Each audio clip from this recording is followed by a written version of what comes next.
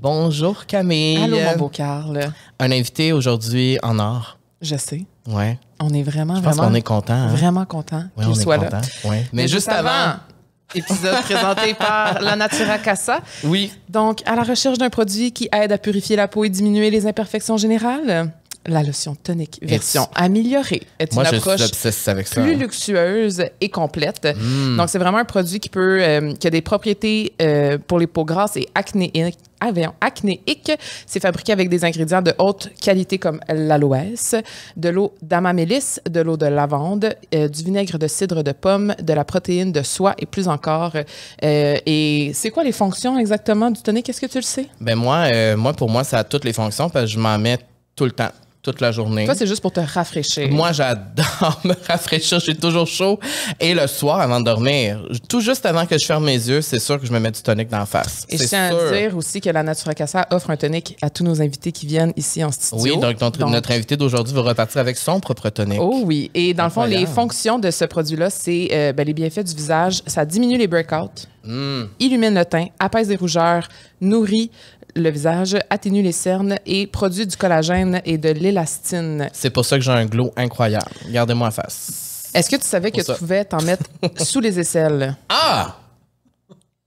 Non. Ça apaise l'irritation et la sensibilité, rafraîchit et hydrate. Ah ouais! Tu peux t'en mettre également dans le dos. Donc, pour les gens qui font du bacné, on en a parlé précédemment, qui font qui ont de l'acné dans le dos. Ouais. Ça diminue les boutons, c'est un anti-inflammatoire et élimine les toxines dans l'épiderme. J'ai mon voyage. Et le dernier bienfait que je pourrais vous dire comme ça, c'est sur les mains. Tu peux te mettre du tonique sur les mains, ça soulage les irritations cutanées, apaise les brûlures et plus encore. Et pour plus d'informations, rendez-vous, vous le savez, sur Instagram ou TikTok de la Natura Casa. Et vous avez un code promo 15% avec le code La Vie Sociale. Allez en magasin, allez en boutique. Là, elle va être aussi cet été un petit peu partout dans des événements. Rendez-vous sur son site Internet et vous pouvez bénéficier de 15% Oui, et développer une passion pour les toniques parce que moi, pour vrai, j'ai une passion pour le skincare. Tu le sais, j'ai trop de produits chez nous, mais des toniques, je vais en avoir 15 différents. Ça va selon mon mood, selon l'odeur que j'ai envie d'avoir sur le visage. Mais là, maintenant, je peux en avoir en dessous des bras. C'est incroyable. Bon épisode, Camille.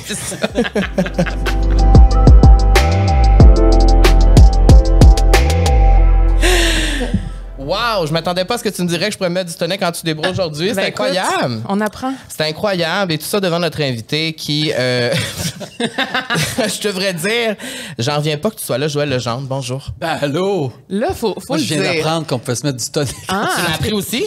Tu savais pas? Mais je sais pas à quoi ça sert de gaspiller son tonique ou se mettre en dessous des bras, mais ça, c'est Mais c'est vrai, je suis d'accord avec toi. non, mais tu sais, moi, des fois, va. j'ai des petites irritations là, au niveau des aisselles. Là. C'est Parce peut-être que plus... vous rasez. Oui, le laser et tout ça, ça la sèche. Moi, je vais l'essayer. Mais toi, tu as une passion pour le skincare aussi. Tu prends soin de ton visage, de ta peau, t'aimes ça. Ben, c'est important, je pense. T'en parles sur Instagram des fois. Ben oui. Espace Mawai, qui est pas loin d'ici, qui est un endroit où je vais, puis je suis ambassadeur de cet endroit-là. Puis je trouve ça le fun que les hommes s'impliquent aussi. Tellement. Parce qu'il y a beaucoup d'hommes qui y vont, sont gênés de le dire. Il y a comme, je sais pas, une gêne d'associer à ça, qu'un homme ait envie d'être au meilleur de lui-même. C'est pourquoi pas, tu sais. Il n'y a rien de mal. Il n'y a absolument rien de mal, au contraire. Puis quand je vais faire un facial, moi, je me sens là... c'est comme si je renaissais. Là. Mais il n'y a pas personne qui n'aime pas avoir un facial, un manucure. Tout le monde aime ça, je pense. Puis de plus en plus, la clientèle d'hommes augmente dans les salons esthétiques et les produits de beauté. C'est tant mieux. C'est un bel équilibre, je trouve. Totalement. Je trouve que tu es un beau porte-parole pour ça, moi. Avec ma vieille face. On a écrit, parce que nous, ici, à La Vie Sociale, Joël, on aime ça faire une description des gens qu'on reçoit. Et on a écrit que tu étais un homme aux multiples talents. Tu es un papa et tu es un amoureux. Et ma première question, c'est de tous ces titres-là, c'est lequel ton préféré? Oh mon Dieu, ben c'est papa, c'est sûr. J'ai tellement désiré ça depuis toujours. J'avais 7 ans la première fois que j'ai dit à ma mère que je voulais avoir une poupée. Mais c'était pas pour jouer avec la poupée, c'était pour être le papa de cette poupée-là. Ah ouais? Puis je voulais que la poupée soit noire. Je voulais une poupée pas blanche. Je voulais une poupée qui venait d'ailleurs. Fait que de Sainte-Hélène-de-Bagotte, où j'habitais, le petit magasin général, il y avait des poupées, mais pas de noir. Fait que ma mère fait toute Saint-Hyacinthe pour réussir à trouver. Donc, à Noël, j'ai eu ma petite poupée noire que j'avais demandée. Wow! Tu l'as visualisé très jeune. Effectivement. Ça a toujours fait partie de toi, ça, le désir d'être père. Oui. Mais tu sais, j'ai eu un père, moi, vraiment hors norme, spectaculaire, gentil. Tu sais, tout jeune, premièrement, il me laissait jouer avec des poupées, il me laissait mettre les pyjamas, ma sœur. Il avait vite catché que, juste parce que je venais de la campagne, il me disait, tu peux tout faire ça à la maison, mais quand tu sors de la maison, par exemple, il faut que tu te comportes comme les autres. Pour te protéger. Pour me protéger, c'est sûr, pour me protéger. Mais c'est lui qui m'amenait à mes cours d'expression corporelle. Au lieu de m'amener, comme les autres petits gars, jouer au hockey, puis il était aussi fier que s'il m'amenait jouer au hockey, puis on est des années 70. Mon père nous faisait des massages, mon père nous racontait des histoires. Ma mère était très présente aussi, mais mon père était exceptionnel. Tous mes amis venaient à la maison pour rire avec mon père, pour le voir jouer, pas être assis à lire son journal. Là, c'est vraiment. Fait que c'est sûr que j'ai eu envie de recréer la même chose. C'est beau, c'est rare qu'on entend parler de ça, je trouve. Oui, puis je trouve ça beau, moi, parce que moi, c'est pas ma situation avec mon père, mais je trouve ça tellement... Moi, quand j'entends ça, ça me réconforte. Je trouve ça beau. Ouais. Je trouve ça beau parce que ça me rappelle que ça existe aussi. Bien sûr. Ça existe. Ça existe, mais on entend moins parler des pères en général. Ouais. On entend beaucoup parler des mères. Tu sais, il y a les mères à bout. Là. Mais père à bout, est-ce qu'on aurait le droit de faire une émission des pères à bout? Je pense que non. Je pense que ça passerait pas. Une mère a le droit d'être à bout, un père n'a pas le droit d'être à bout. Ferme ta boîte puis fais tes affaires. Parce qu'un père est censé être moins là, être moins présent, mais c'est de moins en moins vrai. Parce que je vais jouer avec les enfants, peu importe, il y a autant de pères que de mères qui sont là maintenant, je trouve. Oui, c'est une belle évolution. Mais je trouve ça beau parce que dans ton cas, tu as choisi. Oui. Il y a beaucoup de pères aussi qui n'ont pas nécessairement le choix ou que ça vient à un moment où c'est pas eux qui décident, entre guillemets. Toi, ça a été un choix de dire, moi, c'est ça, je veux être père. Oui, puis je vais faire ce qu'il faut. Ouais. C'est exactement ce que je voulais parler au début. C'est que il y a une publication que tu as faite sur Instagram récemment où tu parles de Lambert, puis de ce moment où cette journée où ta vie a changé, où il est arrivé dans ta vie. Puis j'ai comme tout écrit en tout petit. Je vais pas lire au complet, évidemment, mais c'est parce que c'était tellement beau, ce texte-là. Et j'imagine que c'est parce que je n'ai pas cette relation avec mon père. Ça me touche profondément de voir l'amour que tu as pour tes enfants parce que c'est comme si, en lisant ça, je pouvais voir tout ton cœur. C'est comme si dans ce texte-là, tu avais tout mis ton cœur. Mais par contre, Carl, même si tu n'as pas cette relation-là avec ton père, tu es allé la chercher ailleurs. Oui, c'est sûr. Oui, non, c'est sûr. Parce que les parents ne sont pas les uniques, je pense, donneurs de tout ce qu'on a. Ouais. On peut aller le chercher ailleurs. Mais effectivement, quand déjà à la naissance, tu as la chance d'avoir un père aimant, sensible, déjà, ça donne... Tu sais, puis que ton père te dit, moi, dans la vie, là, tout ce que je veux, c'est que tu sois heureux. Fais ce que tu veux. Parce qu'il y avait une ferme qui avait hérité de son père, donc il voulait... Tu sais, il aurait pu m'imposer. Mais il a vite senti que c'était pas tout à fait mon domaine. Lui, ça allait peut-être pas être ça. Non, exact. C'est ça. Mais il a compris. Il a compris rapidement, puis il m'a jamais forcé à faire quoi que ce soit à la ferme. Tu sais, tu parles ici du 1er août 2004. Oui. Tu dis, ma mère et moi venons de passer 24 heures complètes d'avion et d'escale pour enfin arriver à Baotou, petite ville de la Mongolie intérieure. Je me rappelle pas d'avoir été jusqu'à ce jour aussi fébrile et heureux. Puis ça, c'est la journée où tu es allé voir Lambert. Oui. Est-ce que tu peux nous raconter cette journée? Sans pleurer. T'es-tu capable? J'ai comme un piton direct. On a des mouchoirs. Ils sont trop loin. Le sentiment, mais parce que ça fait quand même... Là, ça fait... ça fait 20 ans. Ça fait 20 ans. Oui, ça fait 20 ans. Puis tu pleures encore. Ben oui. Parce que c'est-tu le plus grand moment de ta vie? C'est sûr. Ouais. Puis ensuite, il y a eu les jumelles. Oui. Mais je te dirais, comme n'importe quelle maman ou papa, le premier enfant, c'est toujours le premier enfant. Après ça, c'est tout aussi exceptionnel, mais le premier, tu peux pas l'oublier. Et surtout, ce qui est exceptionnel avec l'adoption, c'est que tu quittes en avion, j'étais avec ma mère, et tu reviens en avion, avec ma mère, avec un enfant. C'est complètement fascinant. Et tu étais célibataire, tu le fais seul. Oui, je l'ai adopté seul. Il y a eu un créneau en Chine pendant 2 ans où on avait le droit, en tant que père ou mère célibataire, d'adopter un enfant. OK. Et ça a duré 2 ans. Moi, j'en ai entendu parler par un ami. Il me dit, « Hey, mon voisin vient d'arriver avec un enfant chinois. Il est célibataire. » Hey, le lendemain, je soupais avec cet ami-là, qui ne me connaissait pas du tout, que je connaissais pas, puis m'a tout expliqué comment faire. Le surlendemain, j'étais à l'agence d'adoption, puis 6 mois après, mon dossier était prêt, puis j'étais prêt à partir. Parce qu'à l'époque, ça allait très vite. C'est plus ça maintenant, mais heureusement pour moi, ça a été très vite. Donc, ça a duré 9 mois en tout, puis j'avais un enfant, donc le temps d'accoucher. Littéralement. Littéralement. Fait que c'était... Fait que je pourrais jamais oublier cette chance-là que la vie m'a donnée. Parce que si j'avais pas su cet ami-là, peut-être que j'attendrais encore aujourd'hui ou j'aurais fait autrement. Mais à l'époque, les mères porteuses, il y a 20 ans, ça n'existait pas. La banque mixte au Québec, ça n'existait pas non plus pour adopter un enfant en célibataire. Donc, c'était impossible dans ma situation d'homosexuel d'avoir un enfant. C'était impossible. Puis en tant comme gay, mettons, toi, dans ta tête, tu te voyais avoir un enfant seul sans être en couple? Non, je me voyais être en couple, mais je ne me voulais pas attendre. J'avais déjà 36 ans, donc c'était fini. J'avais assez attendu. J'attendais juste. Tous les soirs, je faisais ma prière à l'univers. Ouais. Donnez-moi un enfant, donnez-moi un enfant. J'avais essayé avec une amie. D'avoir un enfant, mais on a essayé pendant 1 an de temps avec la poire à vache. Je m'en ai dit comment t'essayes. Ça sert une insémination dans une cuisine ou dans une chambre à coucher. Vraiment, de façon très rustique. Écoute, Carl, je serai là. Peut-être que tu vas porter mon enfant un jour. Non, c'est parce que toujours elle dit je ne porterai jamais ton enfant. Elle ne va pas faire ça pour moi, non. Non. Mais c'est correct. Mais il vient pas de la Chine. Oui. OK, mais pourquoi on a Mongolie? La Mongolie, maintenant, appartient à la Chine. C'est une petite région, la Mongolie intérieure, qui appartient à la Chine. Merci c'est pour ça qu'on dit cours de géographie. Et justement, quand tu parles, je veux pas te faire pleurer, mais quand tu parles que tu embarques dans l'avion, tu sais que c'est ça qui va se passer, là, comment tu te sentais? Tu te rappelles-tu de l'émotion que tu vivais au moment où... Parce que tu sais que ta vie va changer à jamais. Oui. À vrai dire, tu t'en vas ailleurs, puis là... À vrai dire, tu veux pas que l'avion crash. C'est juste à ça que je pensais. Elle est rendue si proche du but, s'il vous plaît. Puis même en revenant crasher, ça m'aurait moins fait quelque chose parce que j'aurais rencontré cet être-là qui m'était destiné. Vraiment, ça m'aurait... Mais c'est sûr que, bon, on parle pour parler. Là, je voulais pas que ça crash ni à l'aller ni au retour. Mais je voulais vraiment l'avoir dans mes bras, ce petit gars-là. C'est vraiment... Parce qu'on a reçu Cindy Cournoyer qui nous a raconté quand elle a vu sa mère, elle a été adoptée. Fait qu'on a comme le côté aussi de l'enfant qui a été adopté, qui a revu un parent. Est-ce que c'est quelque chose qui t'a déjà parlé? De retourner en Chine. En Chine, malheureusement, les parents ne seront jamais connus parce qu'ils n'ont pas le droit d'abandonner leur enfant. Donc, il n'y a pas de... Il n'y a pas de registre. C'est impossible de retrouver ton parent. Par contre, là, il y a 20 ans, puis il commence à me parler qu'il aimerait retourner en Chine. Aller voir... tu sais, j'aimerais ça aller voir du monde qui me ressemble. Donc ça, on va le faire, c'est sûr, là, très bientôt. Avec ma mère aussi, on va retourner les 3 ensemble, là-bas. C'est sûr que ça va se faire. Wow! Et ça ne pleurera pas. Impossible! C'est moi qui va pleurer, là.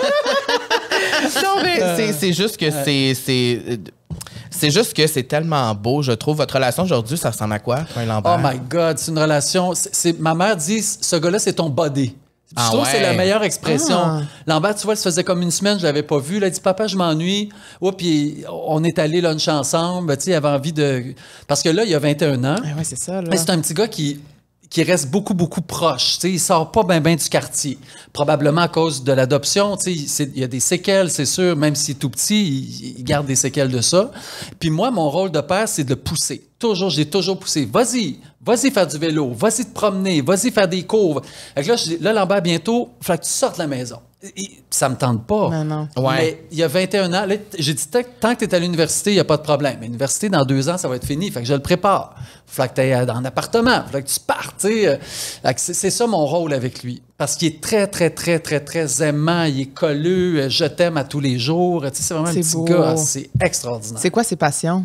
Ça ressemble-tu un peu à l'Étienne? Ah, pas du tout. Non?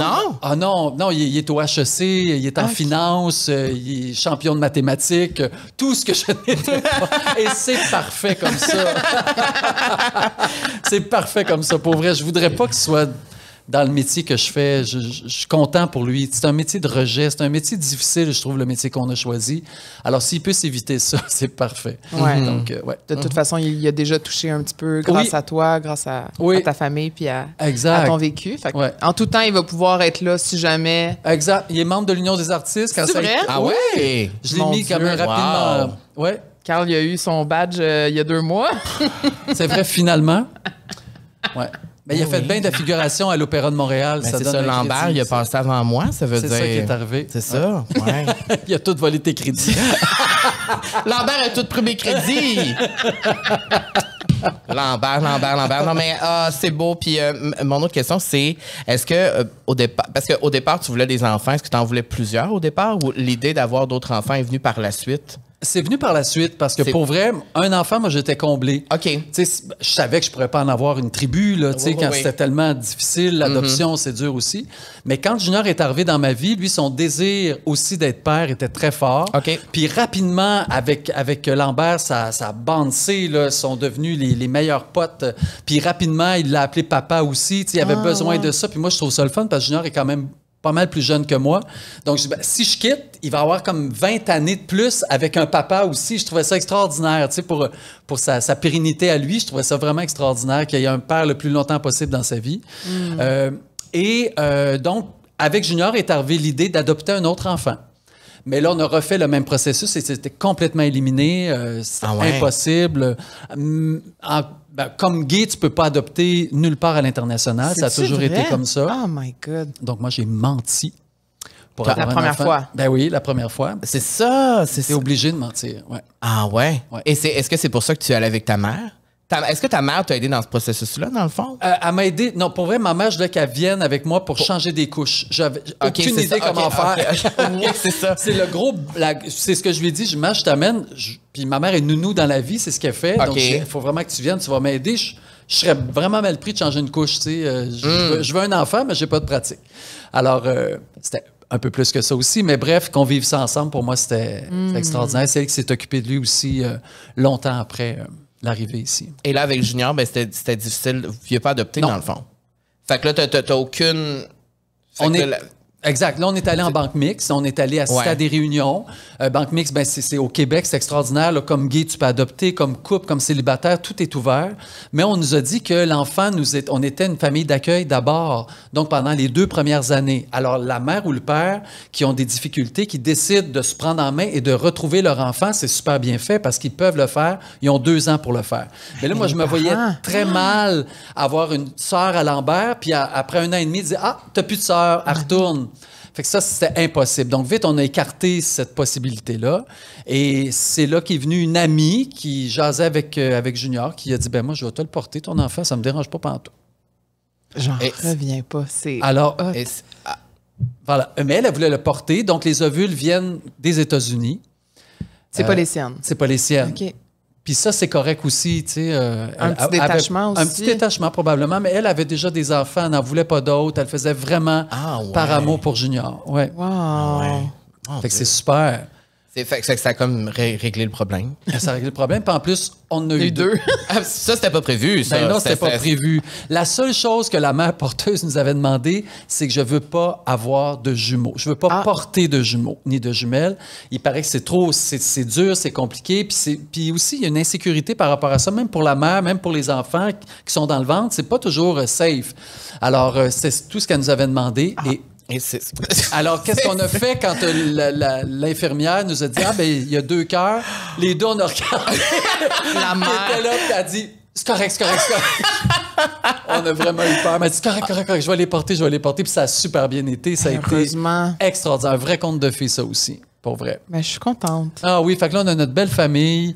On est super heureux. Pour vrai, tout s'arrêterait pour moi demain matin. J'ai ma famille. Je suis contente parce que d'habitude, c'est tout le temps moi qui pleure.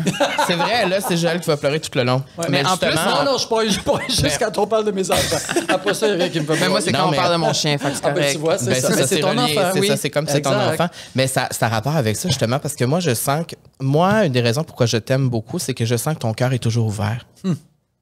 Et moi, je trouve que c'est la plus belle qualité qu'on peut retrouver chez un humain. Ouais. Je trouve qu'il y a une vérité dans qui tu es. Tu le laisses paraître beaucoup. Mais je suis pas capable de faire autrement. Souvent, je vois des... je vois à des enterrements, puis la personne, le monsieur, là, il lit, mettons, il vient de perdre son enfant, puis il est capable de lire son texte. Je me dis, mais comment il fait? Il est donc bien bon! C'est quoi ton signe? Vierge. C'est ça. Ah, c'est ça, ça vient. Quand ta fête? 8 septembre. Ben, c'est ça, mais moi, je suis poisson. Moi, j'adore les vierges. T'es vierge aussi? Ben oui, mais c'est pour ça que je vous aime, parce que je suis poisson. C'est ça. Ah, ben oui, mon père est poisson. 12 mars. 20 février. Tout est dans tout. Tout est dans tout, mais tout est dans tout, mais tu sais, j'ai vraiment écrit ici « homme d'émotion ». Oh oui, c'est sûr. Parce que, mais est-ce que toute ta vie, tu as eu une facilité à exprimer tes émotions? Oui, mais ça m'a coûté tellement cher dans le sens que c'est difficile. Parce qu'avec le fait d'exprimer ses émotions, moi, j'ai beaucoup de difficultés à me défendre.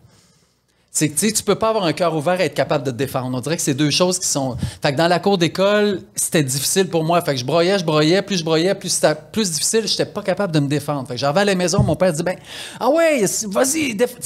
C'était ça à l'époque. Là. Tu faisais intimider, puis les parents n'avaient pas d'affaires là-dedans, puis tout le monde fermait sa boîte, puis je revenais poqué, puis c'était ça. Puis défends-toi plus. Puis incapable. Encore aujourd'hui, je suis obligé de me répéter, hey, j'ai 57 ans, je suis père de famille, comment? Ah ouais, dis ton affaire. Mais il faut que je me le répète, là. Il faut que je me le dise. Parce que j'ai encore 7 ans et demi dans le cours d'école, pas capable de me défendre.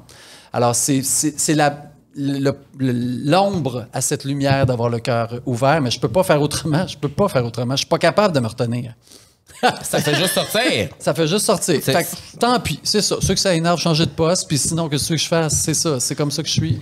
Peut-être que ça tape des nerfs du monde, mais moi, ça me touche. Moi, j'aime ça. Tant mieux. Moi, j'aime ça parce que je trouve qu'il y a tellement une belle... je trouve que c'est une très belle qualité, moi, ça. Ouais, je trouve que... J'aimerais ça, parce que moi, je parle beaucoup de mes émotions aussi. Tu le sais, peut-être parce que je me reconnais en toi là-dedans, parce que je parle énormément de mes émotions, mais c'est que je trouve que tu es très vulnérable dans comment tu t'exprimes des affaires. J'ai souvent vu des entrevues que tu faisais, whatever, puis je me disais, mon Dieu, c'est vrai ce qu'il dit, tu sais, puis je me reconnais là-dedans. Aussi parce que j'imagine qu'on est gay dans 2 générations différentes et que... j'ai aussi des questions là-dessus, mais tu parlais de quand tu étais jeune, donc tu t'es fait intimider beaucoup quand tu étais jeune. Est-ce que c'était relié à qui tu étais? Bien sûr. Ouais. Directement relié à ça, oui. Parce que j'étais différent. Parce que j'étais différent. Oh oui, à la maternelle, aussitôt que j'ai commencé. Ah ouais, hein? Ah oui, puis tu sais, il y a le climat aussi, il y a le contexte. Tu sais, je viens d'une campagne, tout le monde est agriculteur. Tu sais, j'ai comme pas été chanceux dans mon affaire. Tu sais, puis moi, si ma mère était couturière, fait que tu sais, je voulais qu'elle me fasse des pantalons pattes d'éléphant. On est dans les années 70. Fait que ma première journée d'école, j'arrive, les petits pantalons pattes d'éléphant. Les filles tripent sur moi, mais les gars, ils maïssent. C'est fou, quand même. Fait que déjà, j'apprends cette dualité-là, tu sais, de très, très jeune.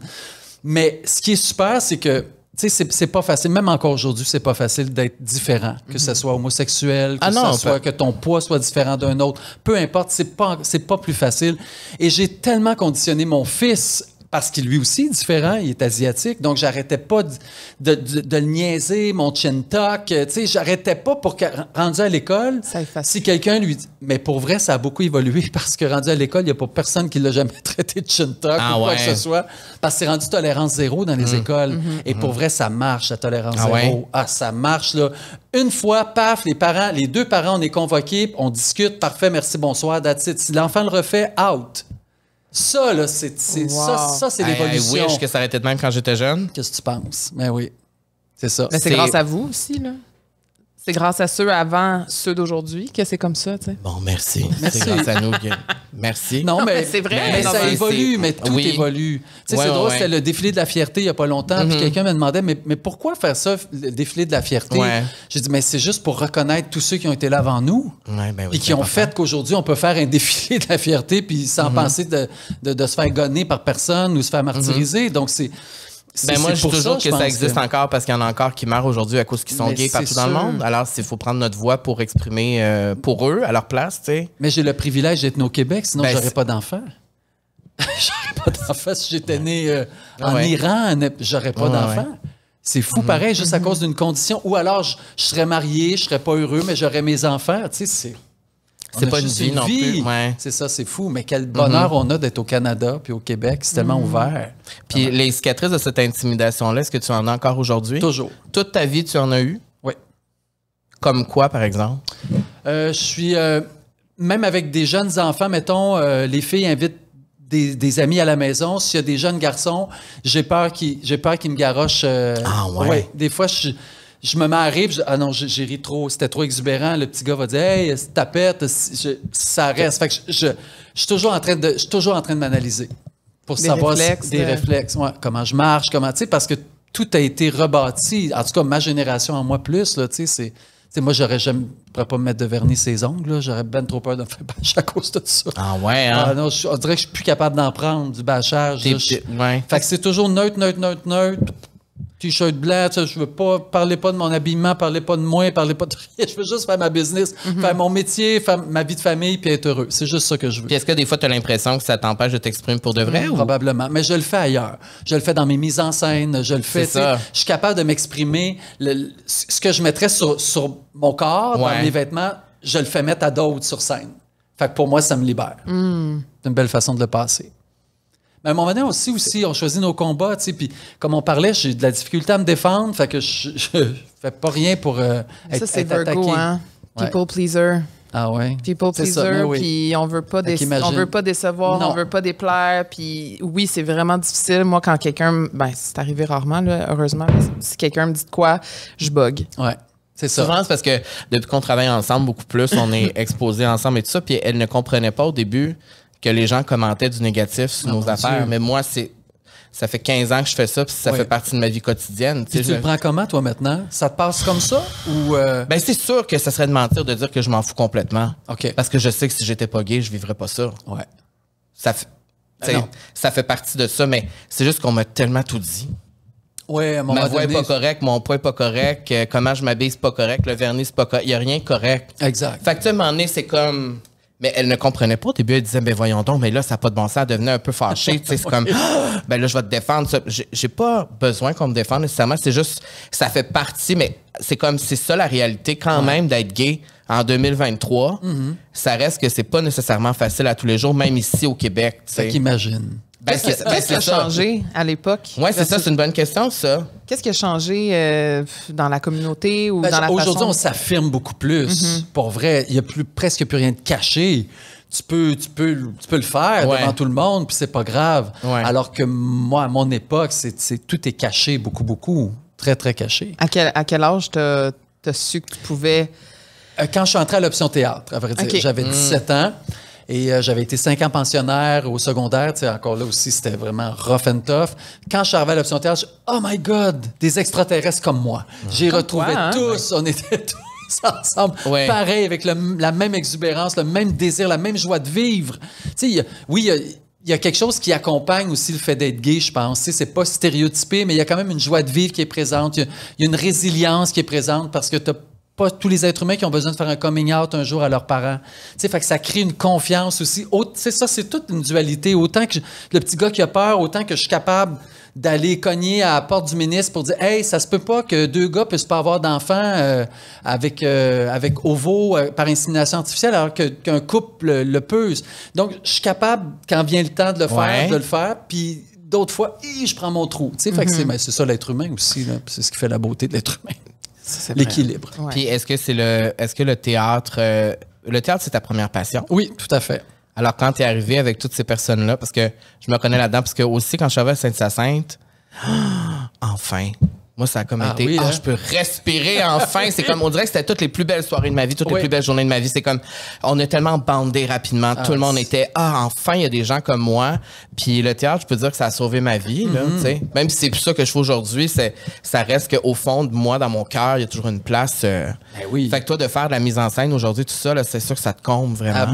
Mais c'était vraiment un grand rêve que j'avais. De faire la mise en scène? Oui, de jouer, mais rapidement, j'ai rencontré Denise Filiatro dans ma carrière. C'est elle qui m'a vraiment donné ma première chance au théâtre, ensuite ma première chance à la mise en scène. Puis je regardais son parcours, puis je me disais, hey, moi, là, cinquantaine, là, je pense que je vais être tanné d'être sur le stage. Tu sais, je vais avoir envie d'être avec mes enfants le soir, mais faire de la mise en scène te permet tout ça. Ça me permet là, de tout l'imaginaire. Là. J'aime les réunions de production. J'aime insuffler ma passion aux autres. J'aime être gentil avec tout le monde. Que quand on termine une production, que tout le monde est heureux, que tout le monde s'aime. Mais ça, c'est toujours le boss qui l'insuffle, ça. Tu sais, si t'as un boss qui est rough, ben tout le monde va saillir, puis tout le monde va être insécure. Moi, venez tout me dire. Tu sais, c'est comme pour moi une thérapie. J'ai envie que tout le monde que ça soit la plus belle expérience qu'ils vivent à ce moment-là de leur vie. Fait que ça, je suis content de faire ça à la mise en scène. Puis est-ce que tu pourrais dire qu'en ce moment, tu es vraiment sur ton X à cette partie de ta carrière, ce moment? Ah oui.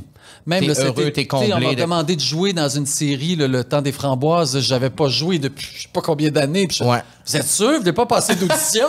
Je suis peut-être plus bon. Puis j'ai joué là-dedans, j'étais content. Puis je jouerais plus jamais, ça me ferait rien non plus. Ah ouais? Tu sais, je prends ce qui est là pour vrai, mais c'est ce qui est beau de la cinquantaine avancée. Là, c'est magnifique. C'est une bonne question, ça. Oui, c'est une bonne question. Parce que nous, on entame notre trentaine. Puis déjà, moi, je vois beaucoup d'évolution entre Camille, 20 ans, Camille, 30 ans. Puis j'anticipe bientôt 40. Mais là, rendu à 50, c'est quoi le feeling? Le feeling, c'est que maintenant, je ne perds pas mon temps parce qu'il reste moins de temps. Alors, je choisis mes choses. Et aussi, c'est que je me choisis. Donc, si, mettons, le métier ne veut plus de moi, parce que ça arrive souvent, le métier ne veut plus de nous autres à un moment donné, bien, c'est pas grave parce que je vais m'être choisi. Et si le métier ne veut plus de moi, j'irai faire d'autres choses ou je ne ferai rien pantoute.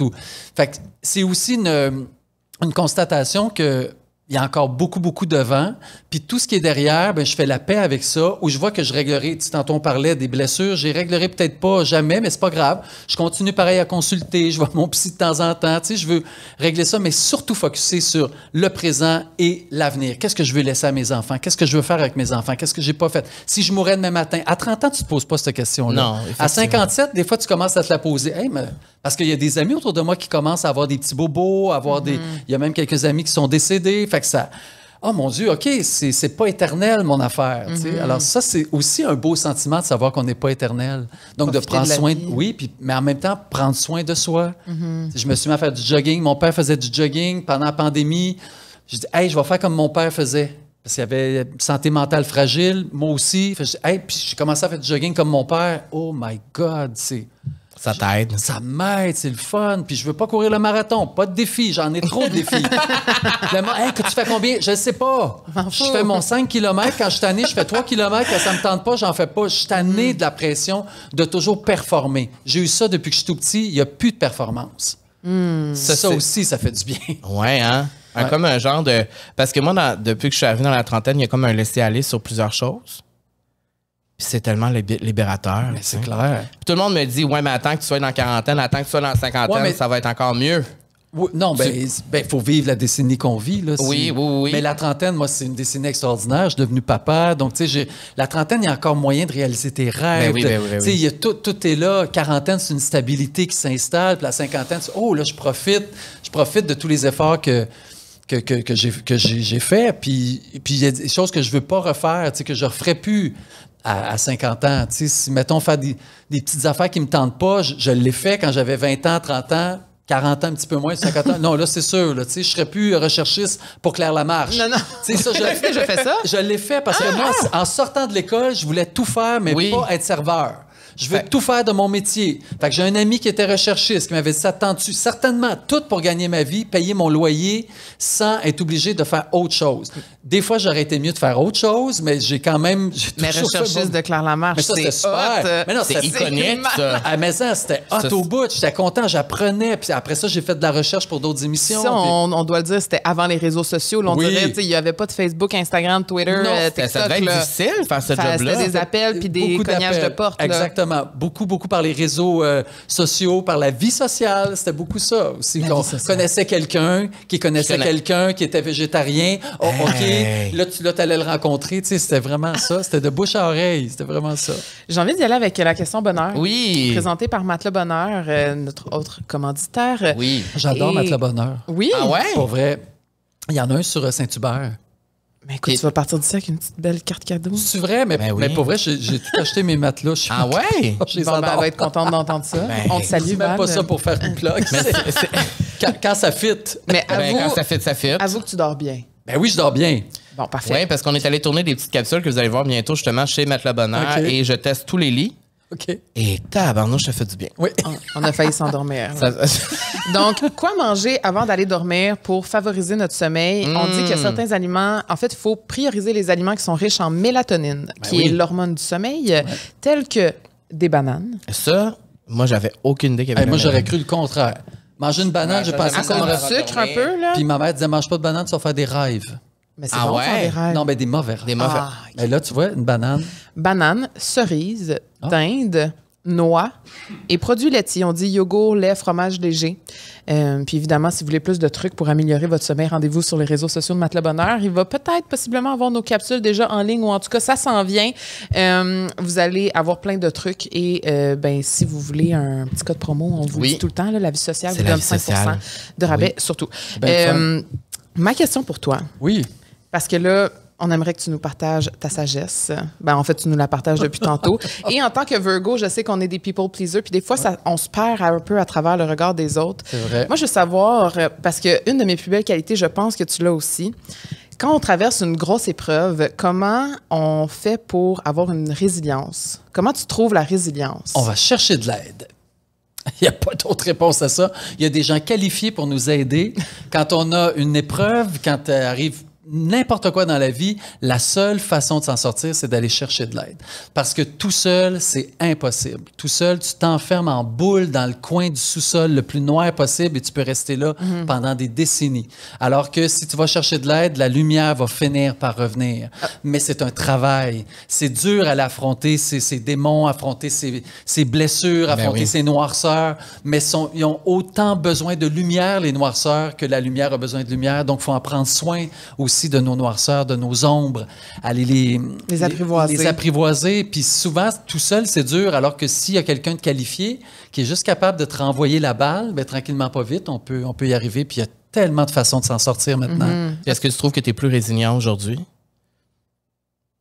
Avec les épreuves que tu as vécues? À vrai dire, je pensais pas que j'étais aussi fort. Ah ouais, hein? Ouais, j'aurais jamais pensé être aussi fort que ça. Tu sais, je regarde le parcours de ma vie, là, tu sais, le petit gars qui se faisait écœurer dans la cour d'école parce qu'il était feluette puis qu'il était pas capable de se battre. Tu sais, je dis que j'ai pas de défense, mais je regarde ma vie puis je fais, coudonc, pour un gars qui a pas de défense, j'ai quand même été capable de s'en sortir à plusieurs égards. Puis de reconnaître aussi mes mauvais comportements, reconnaître ce qui allait pas en moi. C'est ça aussi, être capable de faire, oui, c'est comme ça, je suis un être humain, j'ai tombé, je me relève, puis envoyons, on continue. C'est d'apprendre, à vrai dire, de ça. Puis ceux qui condamnent, c'est ceux qui ont fait pire. Moi, j'ai appris aussi que la résilience, c'est d'accepter, mais que d'accepter ne veut pas dire être d'accord. Ah oui. Fait que souvent, quand il arrive quelque chose, puis ça me démoralise ou quoi que ce soit, je me dis, OK, ça arrive, ça veut pas dire que je suis d'accord avec ce qui arrive, mais j'ai pas le choix de l'accepter. Je pense au décès de mon père, que ça m'a pris 2 ans vivre mon deuil. Puis moi, ça, c'est pendant une retraite que, je faisais de la méditation. Puis là, c'était, je sortais le démon. Puis c'est à ce moment-là que je me suis dit, OK, peut-être que j'ai pas voulu me rendre là parce que, justement, j'avais peur. Puis je n'acceptais pas ça, Mais quand j'ai su que accepter ne veut pas dire être d'accord, ça a changé ma vie. Puis je trouve que c'est une belle façon. J'ai toujours été très résiliente dans mes comportements, je crois, dans les trucs que j'ai vécus. Mais ça a complètement changé ma vie. Donc, peut-être que ça va résonner en vous. Si ça l'est, tant mieux, Oui. Mais la résilience, je trouve que c'est vraiment une belle qualité, puis ça s'apprend. Oui. Je pense que personne n'est résilient. Ça prend une épreuve. Mais personne va vivre dans la ouate toute sa vie. Et c'est ce que j'essaie d'apprendre à mes filles, il faut les laisser pleurer, des fois, nos enfants. C'est plate, mais il faut qu'il arrive des affaires plus difficiles pour un enfant aussi. Sinon, il ne sera pas peut-être ferré pour faire ce qu'il faut dans la vie. C'est dommage, mais on apprend souvent qu'en se cassant la gueule, c'est là qu'on apprend. Sinon, on n'apprend pas. C'est comme ça. On est mal fait, mais c'est ça pareil, la vie. Alors, puis la vie, il y a des bons, il y a des méchants, puis c'est tout. Faut faire avec. Faut être gentil, faut s'entourer des bons, puis essayer de s'éloigner des méchants, puis that's it. C'est cowboy, puis c'est vraiment ça. C'est cliché, mais il n'y a rien d'autre à faire. Puis on demande, je suis vraiment curieux de savoir ta réponse par rapport à ça, mais on demande souvent à nos invités, c'est quoi leur vision du bonheur aujourd'hui, aujourd'hui même, mettons, le Joël aujourd'hui, c'est qu'est-ce qui te rend heureux? Où se cache le bonheur dans ta vie? Beaucoup dans la nature, je te dirais. Ou, là, je suis en ville, mais j'ai regardé le ciel tantôt, puis oh my God, dis donc, c'est bon, la couleur du bleu du ciel était belle, il y a un beau soleil aujourd'hui, il n'y en a pas eu tant que ça. Fait qu'au lieu de chialer, c'est la température qu'on n'a pas eue, j'apprécie ce qu'on a aujourd'hui. Souvent aussi d'être en santé, d'avoir une vitalité. Le mot vitalité, là, depuis 50 ans, là, c'est pas de vitalité, t'as pas de vie, je trouve. Puis on dirait que plus on vieillit, plus on a peur de perdre autant de vitalité mentale que physique. Mais je suis content d'avoir cette vitalité-là. Pour vrai. C'est ça pour moi le bonheur. C'est la liberté, à vrai dire, de pouvoir faire ce qu'on veut quand on veut. C'est une liberté. Ma mère a 77 ans. Ma famille est aux États-Unis. Elle va voir ma famille. Elle prend son char. Elle dit je suis en forme, je suis en santé. Je peux faire. C'est la liberté. Elle a raison. S'il était handicapé d'une quelconque façon que ce soit, c'est dur là, de trouver ton bonheur, je trouve. Je trouve extraordinaire de trouver le bonheur. Mais quand on a tout ça, franchement, de quoi on se plaint? C'est vrai. Capable de tout faire. C'est vrai. C'est vrai. Peut-être que je me plains trop souvent. Non, mais là, moi, je suis genre moi, je me plains beaucoup. Tu sais, tu peux confirmer. Je confirme. Je chiale beaucoup. Mais dans quel sens? Mais je pense que t'es heureux. Tu sais, t'es heureux deep down. Oui. Oh, oui. Je pense que c'est vraiment en ce moment dans ma vie que je ressens le plus de joie. Mais ça t'apporte quoi, chialer, mettons? Je sais pas. Il faut que j'arrête. On dirait que c'est comme une mauvaise habitude que j'ai développée avec les gens qui m'entouraient. Pessimiste. Puis là, aujourd'hui, il y a vraiment un laisser-aller, comme je disais, puis aussi comme un ménage qui se fait autour de moi pour être entouré seulement de gens qui sont qui m'inspirent, qui m'apportent quelque chose, puis qui m'amènent vers qu'est-ce que je veux. Ouais. Mais tu sais, quand toute ta vie aussi, les gens t'ont déçu alentour de toi, c'est sûr, ça l'aide pas à... C'est vrai. Mais je suis là. Je sais. Mais en même temps, on est responsable des gens qui nous ont déçus. Tu finis par te dire, écoute, que ça veut dire que cette personne-là recrée le même comportement que toutes ces personnes-là. Fait qu'à un moment donné, il y a quelque chose en nous aussi qu'on doit changer ou on doit sortir, s'éloigner de ces gens-là, justement, pour aller trouver des belles camilles où là, tu fais, OK, ça c'est mon fit. Ça, c'est ce que je veux. Parce qu'on doit à tout prix être le plus positif possible, je pense. Sinon, ça ne fait que chialer. Mais chialer aussi, on dirait que ça donne l'impression que tu es intelligent. Tu sais, du monde qui chiale. C'est vrai. Ça donne vraiment l'impression. Alors que quelqu'un qui est toujours heureux, tu fais, oh mon Dieu, il donne une petite cervelle de moineau, lui. Fait que de chialer, de parler contre le monde, ça, je trouve que ça donne une prestance, tu sais. Mais quand réalité, non. Ben non, mais quand tu choisis de faire le contraire, je m'en fous ce que le monde pense de moi, tu sais, mais je dirais que j'ai pas tant envie de chialer que ça, de perdre mon temps, le temps si précieux. Puis là, tu parles de l'opinion des autres. Toi, l'opinion des autres, qu'est-ce que t'en fais? Ça, pour vrai, c'est vraiment quelque chose. À 57 ans, je m'en torche complètement. Pas, c'est-à-dire, je ferais pas exprès. Comme je te disais, moi, je ne mettrais pas de vernis parce que je veux. Mais en étant moi-même, j'ai trouvé ce que je suis, j'aime ce que je suis. Si toi, t'aimes pas ce que je suis, ben là, pour vrai, ça me dérange pas du tout. Mettons, sur les réseaux sociaux, je reçois un mauvais commentaire, je fais « Oh mon Dieu, quelle personne triste. Quelle personne seule. Si c'était le plus beau jour de sa vie à cette personne-là, ça venait de rencontrer l'âme sœur. Là. Ben ouais, elle écrirait pas ça. Elle écrirait pas ça, c'est sûr. Ben non. Elle serait ben trop heureuse, puis elle n'aurait pas envie de donner de la merde à quelqu'un. Fait que ça, je le renverse tout de suite. Puis j'envoie comme une petite pensée à cette personne-là pour qu'elle sorte de... Mais j'imagine que ça n'a pas été toujours comme ça toute ta carrière. Ben non. Ça t'accordait une grande importance à ça, j'imagine? Bien, c'est sûr, mais on a un métier où est-ce qu'on est en avant. Ben oui. Mais j'aime mieux être dans le train que de regarder le train passer puis chialer après le monde. Moi, j'aime mieux être dans le train puis qu'on chiale après moi que d'être là puis moi, je chiale après le monde. Mais moi, jamais je vais écrire quelque chose de méchant sur quelqu'un. J'ai pas envie de ça. Alors, si quelqu'un me le fait, il y a quelque chose en moi qui vient le déranger, quelque chose qu'il a ou qu'elle a en elle ou en lui, qui le dérange. À partir de là, je suis pas responsable, tu sais. Tu sais, quelqu'un, mettons... Ça, c'est de la sagesse, moi, je trouve. Ben, quelqu'un qui vient me dire « maudit gay, Si quelqu'un m'écrit ça, je fais probablement que cette personne-là a quelque chose en elle, une partie d'elle qui est homosexuelle et qui veut pas l'accepter. Donc, elle vient me le piner pour se le sortir du corps. Mais mes deux frères là, qui travaillent sur la construction, quand je leur ai dit que j'étais gay, ils ont fait « C'est quoi, lisse, nous autres? Ils sont straight. Avec qui je couche, ils s'en foutent complètement. Mais si ça te dérange tant que ça, probablement qu'il y a une petite parcelle de toi qui n'est pas réglée par rapport à ça. Quelque chose qui dérange. Exact. Je t'avais écrit un commentaire en dessous d'une vidéo, tu te souviens? J'avais dit, les gens qui posent des commentaires haineux, ça les confronte parce qu'ils sont pas bien avec eux-mêmes. Exact. C'est en plein ça. Ouais. Mais il y a toujours moyen d'avoir une victoire sur quelque chose. Tu sais, dans le sens que c'est super parce que je lis ça, ça pourrait m'attaquer. Non, j'ai une victoire sur la personne qui est pas fine avec moi parce que je sais que moi, il manque quelque chose en elle. C'est beau, pareil. Puis ça, tous les commentaires là, des gens là, sur les réseaux sociaux, là, t'en reçois-tu beaucoup des commentaires négatifs? Pas beaucoup. Pas beaucoup. Parce que tu utilises quand même beaucoup Instagram, tu poses quand même beaucoup. T'aimes les réseaux sociaux? Ben, c'est-à-dire que j'ai la chance d'avoir Junior qui m'aide beaucoup. OK. Mais c'est moi qui écris mes affaires, mais c'est lui qui poste. Okay. C'est lui qui pense. C'est ton gestionnaire de communauté. Vraiment. Mais c'est parce que t'es trop une star, Joël. T'as pas le temps de poster. Non, il n'y a pas plus le temps que moi de poster. C'est vrai que Junior, il est occupé. C'est vrai que Junior fait beaucoup de choses. Mais c'est que j'y pense pas. C'est pas un réflexe. Je suis pas né là-dedans, moi. Fait que ça, tu vois, ça, c'est... Mais tu vois, moi, je pensais que t'étais full connecté, full techno. Ben, non, pas full techno du tout. Ça m'intéresse pas beaucoup. Mais quand il me dit, hey, il faudrait prendre une photo, l'autre fois, on était en scooter. Fait que je m'en vais avec les deux filles. Il dit, attends une minute. Les deux filles, ça chiale. Faut prendre une photo. OK, papa. Tu sais, on a eu, je sais pas combien de likes de cette affaire, mais jamais j'aurais pensé. Parce que je comprends pas l'importance. Ça intéresse qui? Même là, le balado, ça intéresse qui, ça, ce que moi j'ai à dire? Probablement. Mais plus qu'une photo en scooter, puis là, tout le monde écrivait, fais attention, faut-tu mettre des running shoes? C'est pas... Je trouvais ça drôle. Ça me fait rire. Il y a toujours quelque chose. Toujours. Mais c'est super d'aller voir la petite affaire. Au lieu de juste voir la photo d'ensemble, oh mon Dieu, quelle belle famille. C'est donc belle fun, ça va s'amuser. Non, il y a une petite affaire, mais moi, ça me fait mourir de rire.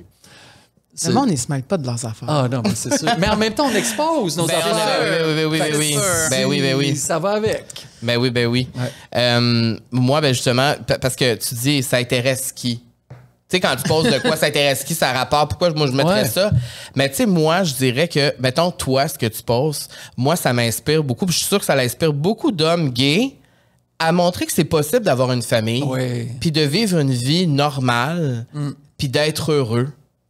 Mais ça, je reçois au moins 2 par semaine des gars qui veulent avoir des enfants ou un père qui m'écrit « J'ai su que mon fils était gay. Comment t'as fait, toi, pour avec tes enfants? » Ça, j'en reçois... Ben, tu sais, 2, ça ressemble pas... C'est pas beaucoup, mais c'est quand même... Comme ça, c'est vraiment niché. Ouais. Puis je prends le temps de répondre à tous ceux qui m'écrivent là-dessus. Tu sais, je donne les conseils que je peux ou je raconte ma vie. Mais je trouve que ça, c'est un peu ma mission. Mettons que ça fait partie de mon... Fait que tu réalises l'importance de qu'est-ce que tu partages, dans le fond? Que ça... Oui, effectivement. Là, tu m'en fais rendre compte. Mais le scooter, je pense pas trop. Mais non, mais le scooter, parlons-en. T'es un homme de scooter, toi. Ah, ça, oui. Ça, on en parlait behind the scenes. Là, tu nous as confié avant le tournage que toi, tu te promènes en scooter. De quel mois à quel mois? Alors, fin mars. Aussitôt qu'il n'y a plus de neige. Aussitôt que tu as le droit de tu sais, c'est le 15 mars, tu enlèves les pneus. C'est la même affaire. Donc, s'il n'y a pas de neige, toi, je sors mon scooter. Mon Dieu. Tout de suite, tout de go. Si je vivais dans un pays chaud, là, je serais toujours en scooter. Et qu'est-ce que tu aimes autant de te promener en scooter? Ben, c'est une liberté. Puis moi, je suis un peu économe. Donc, c'est 7 $ de gaz pour la semaine. Même des fois, je fais 10 jours. Tu te stationnes n'importe où. Donc, c'est toléré n'importe où. Donc, ça ne te coûte pas de stationnement nulle part. Et j'ai déjà fait le test avec un ami. On partait de la même place et on s'en allait dans le Vieux-Montréal. Et je suis arrivé 20 minutes avant lui. Stationné, tout j'attendais. Alors, il n'y a que des avantages. Mais j'aime pas trop en parler parce que je veux pas que trop de monde se mette à avoir un scooter. Et tu vas être le seul. Mais tu sais, comme moi, je peux pas, là, de Saint-Adèle, là. Saint-Adèle? Ben, tu pourrais. La 117. Hey, Seigneur. Oui, mais ça serait long. Non, mais ce que je préfère, c'est juste le laisser quelque part à Montréal. Quand tu vas voir un condo avec 2 stationnements, je laisse ma voiture et mon scooter. Voilà. On pourrait se le partager. J'avoue, on dirait que je te vois pas sur un scooter non plus. Ah ouais? Mais j'ai peur. Mais t'as pas peur, Moi, j'ai peur de la vitesse. C'est les gens qui ont peur de nous autres. C'est pas. Oui, parce que des fois, vous n'êtes pas tout le temps prudents. Non, effectivement. On se faufile un peu, les scooters. Toi, tu te faufiles? Non. Des fois, il y a une immense file, puis juste à côté, il y a une place de stationnement, puis tu as toute la place pour passer. Qu'est-ce que tu penses? Ben oui, je me faufile. Je me faufile pas entre les voitures, mais je vais y aller. Et des fois, je sors de mon scooter, je m'en vais sur le trottoir, je marche à côté de mon scooter, puis je rembarque et je m'en vais. Ah, ouais. On a le droit de faire ça aussi. Fait que dans le fond, t'as quasiment le droit de tout faire en scooter. Tout faire en scooter. Puis ton scooter, y a-tu un nom? Non, il n'y a pas de nom. C'est vrai que c'est une bonne question. Oui, c'est ça. Moi, je suis pas de genre. J'ai jamais donné un nom à mes voitures, où il y en a qui font ça, là. Ouais, ben non. Puis ton chum fait du scooter aussi. Dans le fond, tout à fait. Non, il y a juste toi. Oui, il a peur. Chaque fois qu'il nous voit, partir avec les enfants, il fait son signe de croix. Ah, ouais. Il a peur qu'il arrive quelque chose. Attends, là, il n'y a pas les 3 enfants, les 4 enfants. Il n'y a pas les 3 enfants sur le scooter. Lambert a son scooter. OK. Donc, il amène une fille, puis moi, j'amène l'autre fille. C'est donc bien cute. On se promène tout en famille. Puis il y a Junior en arrière qui court. Non, Junior qui reste à la maison puis qui prie parce qu'il a peur qu'il arrive un accident. Mais il est bon, parce que, tu sais, il y a toujours une maman poule ou un papa poule. Là, c'est vraiment Junior, mais pour vrai, avec les années, il s'améliore. Il me laisse de plus en plus de latitude pour faire des choses que lui ne ferait pas avec les filles, par parce qu'avant, il ne laissait pas. Non, il avait ben trop peur. J'avais une moto avant les filles. Fait que là, on a décidé d'abandonner la moto, puis là, j'ai repris le scooter pour pas créer. Fait que ça se pourrait que si vous êtes à Montréal, vous voyez m'emmener Joël en scooter. Mais il y en a plein qui me saluent. OK, c'est ça. Oui. OK, c'est ça. Gros de chemin, il m'a en scooter. Ah! C'est vraiment le fun. Là, tu l'as, là. Oui, il est ici à côté. On va aller le voir après. Ah, il est pas... Je veux dire, c'est un vieux scooter, il y a 10 ans. Parce qu'un scooter, ça se pète. Tu sais, tout le monde renverse ça. Oui. C'est peut-être pour ça qu'il n'y a pas de nom, mon scooter. Je me suis pas attaché à... C'est ton combienième? Scooter? C'est le seul que tu as eu? Non. Hey, j'avais 14 ans, le premier scooter. OK, fait que c'est vraiment... J'ai jamais arrêté. OK. C'est une passion, T'es vraiment un passionné de scooter. Ben oui, c'est une passion. Ben, dans le sens que je vois pas aucun désavantage d'avoir un scooter en ville. C'est tellement extraordinaire. Ben, je peux comprendre. Ben, peut-être que si j'avais un scooter, je sacrerais moi en auto pour me stationner partout. Voilà. Puis je pourrais me faufiler aussi puis éviter toute la construction. Voilà. Ben, c'est ça, peut-être que c'est la joie de vivre un scooter. Ben, c'est peut-être pour ça que je charge. Ben, Oui. Ouais, j'avoue que ça serait long un peu. Tu parlais que les gens t'écrivent pour avoir des conseils. Toi, ça a été quoi le meilleur conseil que tu as eu? Oh mon Dieu! Ah, my God! Meilleur conseil. À vrai dire, c'est l'exemple. Tu sais, mettons, prêcher par l'exemple. Je te dirais que c'est ma grand-mère. Ma grand-mère maternelle. J'étais très, très proche d'elle parce que ma mère était toute jeune quand elle a eu ma sœur, puis 2 ans après, elle m'a eu. Donc, elle avait 17 ans, ma sœur, 19 ans à moi. Ouais. Donc, elle n'avait un peu par-dessus la tête. Donc, c'est ma grand-mère qui prenait le relais la fin de semaine. Elle m'amenait chez elle. Donc, j'ai développé une relation vraiment très, très particulière avec ma grand-mère, comme beaucoup de gays d'ailleurs. Je ne sais pas pourquoi. Ça fait partie des stéréotypes. Les gays aiment le grand-mère, les grand-mères aiment les petits-enfants qui sont gays. C'est le même. Et c'est une femme au parcours incroyable, une résiliente aussi. Donc, je dirais que elle la regardait aller, l'entendre parler. Souvent, je me vois faire des choses qu'elle faisait aussi. Donc, le conseil, c'est ma grand-mère Derry au grand complet, tu sais, qui était souvent... Elle aimait fighter les choses, elle aimait... tu sais, on arrivait aux douanes, par exemple, parce que ma famille est aux États-Unis. Là, elle cachait toutes des photos dans sa brassière. Puis je dis, mais pourquoi tu caches des photos dans ta brassière? Je veux pas qu'ils sachent que ma famille est aux États-Unis. Je dis, mais ils ont la nationalité. Tu sais. Non, elle voulait... Fait que là, on sortait de là. « Tiens, mes quétaines! Tiens! Moi, ma fille, elle est là, puis vous le saurez pas. » Tu sais. Elle était une combattante. Puis... Des fois, quand je manque de courage, je pense à elle, je dis « Hey, vas-y, fais comme Simone. » Tu sais, fait que pour moi, elle, c'est vraiment mon modèle. Wow, Simone, c'est tellement beau en plus. Oui, ben oui, ça revient en mode. Toi, c'est parce que ça me fait penser à justement le documentaire avec Michel Richard que tu as fait. Oui. Qui est une femme qui t'inspire beaucoup, j'imagine aussi. Vrai. Puis je me reconnaissais beaucoup en toi, encore une fois, parce que dans ce documentaire-là, comment tu lui parlais, puis l'amour que tu lui portes, puis à quel point il a changé ta vie, puis tout ça. Ouais. Ça devait être quand même spécial de faire ça avec elle. Mais j'aurais jamais pensé que c'était une femme aussi aimante. C'est drôle, hein, tu sais, je m'attendais pas que ce soit une femme détestable. Ouais. Mais l'image qu'on a d'elle, elle est très barricadée. Tu sais, c'est une femme qui en a vécu beaucoup, elle a monté toute seule sa carrière, elle a fait... Tu sais, fait que... Et diva un peu. Oui. Mais elle n'avait pas le choix. C'est tout comme ça. Ces femmes-là de ces époques-là, c'est comme ça parce qu'ils étaient les premières, les pionnières dans tout. Puis ils en ont mangé de la crotte parce qu'ils n'étaient pas des hommes, parce qu'ils étaient dans un milieu qui était gouverné par des hommes. Bref, quand je suis arrivé chez elle la première fois, là, elle me touchait, elle était tendre, elle était contente. Non, je n'étais pas stressé, par exemple. Mais tu étais content, tu étais heureux. J'étais vraiment heureux. Je me disais, je peux pas croire que. Ben, c'est parce que c'est le rêve. Moi, je voyais ça, je me disais, c'est le rêve de tout gay. C'est d'aller chez elle. Oui. Ben oui, un documentaire complet. Est-ce que c'est vrai qu'elle fait de la bouffe aux gens qui viennent chez elle? Ah oui, quand tu rentres, veux-tu un café? Oh non, ben je peux te faire un chocolat chaud. Ah ouais. C'est une mamie. C'est tout ce qu'on découvre. On pense pas d'elle. Elle est vraiment comme ça. C'est une femme qui a eu beaucoup, beaucoup de blessures. C'est pas la génération où ils allaient consulter ou aller chercher de l'aide, c'est pas de leur génération, mais quand même, elle a une belle douceur. Ses enfants, c'est ses animaux, elle parle de son chien, elle pleure, tu sais, c'est... Elle doit être vierge, elle aussi. Comme toi, tu as juste regardé ton chien qui est ici et tu as envie de pleurer. Parce que Bruce est en studio, on ne l'a pas mentionné. Oui, c'est ça, mais il est là, il est calme, il dort. C'est ça. Il est heureux. C'est ça. Puis toute ta vie, tu as été entourée de femmes, j'imagine? Oui, aussi, beaucoup. Et dans le milieu, y a-tu des femmes qui t'ont aidé ou des femmes que tu admires? Il y en a plein. Ouais, ben c'est ce que je me dis. Tu sais, je parlais de Denise Filiatro. Ouais. Elle était là à des grands moments charnières de ma vie, incroyables. Je pense à Élise Marquis, qui est mon amie depuis 40 ans. Élise aussi. J'avais envoyé une photo, justement. J'avais dit, ça, c'est nous quand on va voir leur âge. Quand vous allez être vieux. Ouais. Non, t'es pas vieux. Mais... Non, mais moi, je trouve ça beau, une amitié depuis 40 ans. Oui. Est-ce que pour toi, c'est selon toi une âme sœur amicale? Oui, tout à fait. Mais ça a été ma blonde aussi. Je le dévoile. Oui, à l'option Élise théâtre. Marquis a été ta blonde. Oui, on a sorti ensemble. Ça a été ma dernière blonde. Parce que j'ai eu Parce trois que blondes. t'as eu trois blondes. J'ai connu la femme. Oui, surtout. T'as aimé la femme. Sur toutes les coutures. Fait que t'as connu la femme. Ce qui n'est pas mon cas. Non. Puis c'est pas plus grave. Mais non, c'est pas plus grave que ça, mais je suis surpris de ça. Ouais. Donc, Élise Marquis était ta blonde et ça s'est transformé en amitié par la suite. Rapidement. Mais parce que c'est à elle que j'ai fait mon premier coming out. C'est à elle que j'ai dit, Élise, je pense vraiment que ça marche pas. Que ça marche pas. Puis elle le sentait aussi. Fait que ça a été la première à vraiment me prendre sous son aile. Puis dire, hey, ça va bien aller, et pas peur, les gens vont t'aimer pareil. Fait que c'est de là qu'est née notre amitié. Puis encore, je te dirais qu'Élise est très maternelle par rapport à moi. Même si je suis plus vieux qu'elle, elle est encore très, très maternelle par rapport à moi. Puis, de façon générale, les femmes dans ta vie ont changé quoi? Qu'est-ce que les femmes ont fait en général dans ta vie? À vrai dire, je pouvais être moi-même avec les femmes. Donc, les femmes m'ont permis une émancipation, d'être moi-même, d'être drôle. Je fais beaucoup rire les femmes. Donc, tu sais, de me trouver drôle.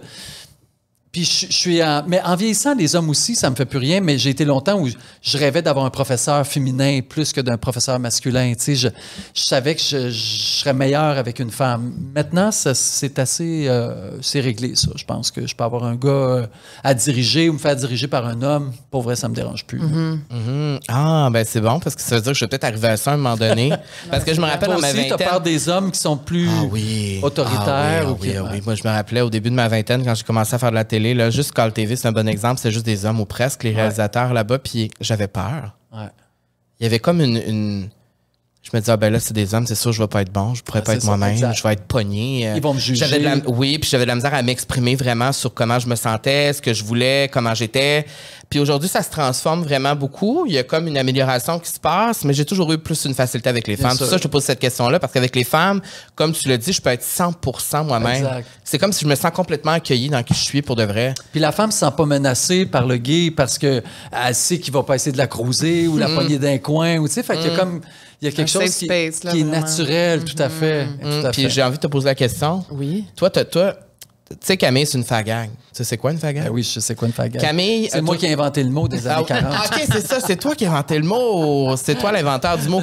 Mais Camille est vraiment comme ça, toujours être entourée de gays. C'est vrai? Ah ouais. Pourquoi tu penses? Qu'est-ce que tu aimes des hommes gays? Pourquoi? Oui, tu l'as amené le point aussi, c'est qu'il n'y a pas de compétition.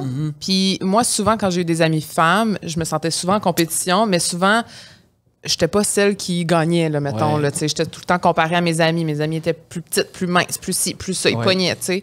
Puis quand j'ai découvert mes amis gays, puis que là, je pouvais danser avec eux, qu'on pouvait se coller, qu'on pouvait se frencher, puis qu'il y avait aucun malentendu, puis qu'ils me trouvaient belle, puis qu'ils aimaient ça, que je sois juicy, que, tu sais, c'était... On m'empowerait pour la vraie raison. Fait que moi, ça a vraiment été pour ça. Puis encore à ce jour, vous êtes mes meilleurs cheerleaders, tu sais. T'es le premier à tout le temps me dire « Ah oui! » Monte de la peau. Non, mais vas-y, c'est vrai. Puis c'est pas... Moi, mes deux meilleurs amis sont gays. Puis toute ma vie, j'ai été entourée de... Ma mère est prof de musique. Fait que déjà là, elle avait beaucoup d'ouverture. Elle a pris beaucoup d'élèves sous son aile aussi qui étaient homosexuels. Moi, c'est quelque chose qui fait partie de ma vie, là, littéralement. Puis ça m'a permis de m'émanciper. Ah oui, c'est sûr. C'est beau, ça. Ah oui, chaque guenille, chaque torchon, sa guenille. Ben c'est vrai, mais c'est avec eux que souvent je me sens le mieux aussi. Je vais dans plein de trucs avec toi, je suis là. T'sais. Et je me demande si Élise aurait la même réponse, probablement. Probablement. Elle n'a pas tant d'amis gays, par exemple. C'est le seul et l'unique. Je pense que oui.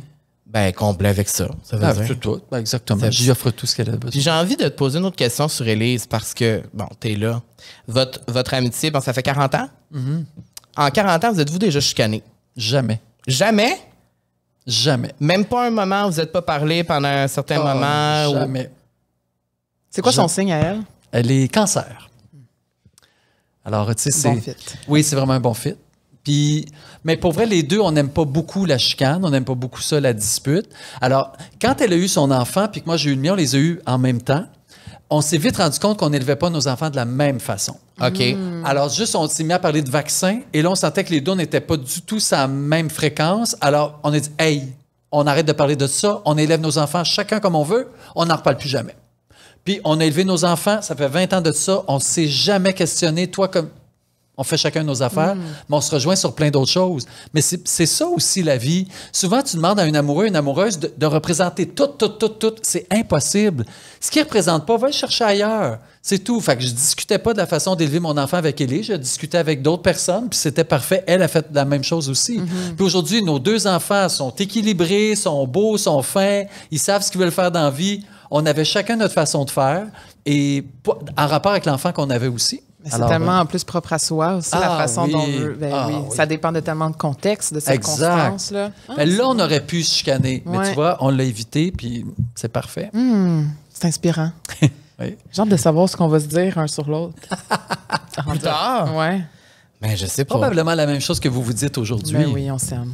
C'est quoi la clé pour une amitié de longue durée? C'est d'avoir aucune attente.